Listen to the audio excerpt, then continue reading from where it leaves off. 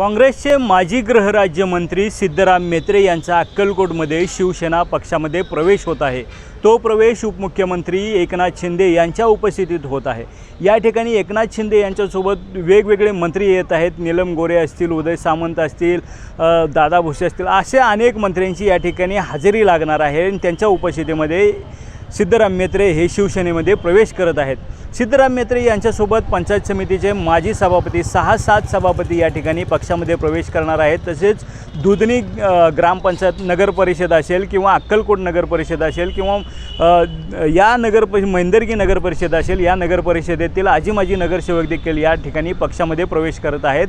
5 तारखेच्या होणाऱ्या कार्यक्रमासाठी जवळपास 30 ते 40 हजार लोक या ठिकाणी जमत आहेत। जिल्ह्यातले काँग्रेसचे मातब्बर नेते देखील म्हेत्रेंसोबत शिवसेना पक्षामध्ये प्रवेश करत आहेत। एकंदरीत 1957 सालापासून काँग्रेससोबत एकनिष्ठ असलेलं म्हेत्रे घराणं आता कुठेतरी काँग्रेसपासून दुरावताना दिसतंय।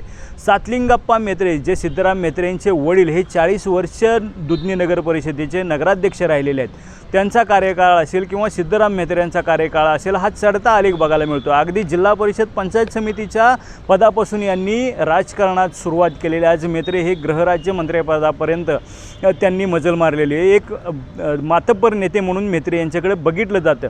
मात्र आता ते काँग्रेसपासून कुठेतरी फारकत घेऊन शिवसेनेशी घरोबा करताना या ठिकाणी दिसत आहेत।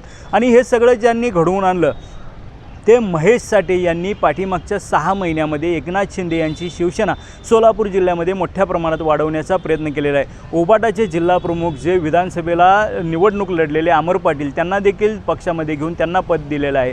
सचिन चव्हाण असतील, त्यांना शहर प्रमुख पद दिलेलं आहे। असं जिल्ह्यामधल्या अनेक मातब्बर नेत्याला एकनाथ शिंदे यांच्या शिवसेनेमध्ये घेऊन त्यांनी पद दिलेले आहेत आणि त्यांची शिवसेना वाढवण्याचा कुठेतरी प्रयत्न या ठिकाणी होताना दिसतोय।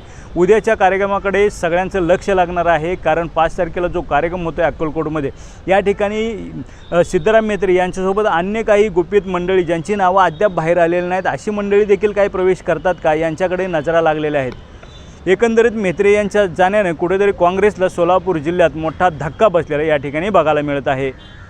मुंबई तकसाठी विजयकुमार बाबर, सोलापूर।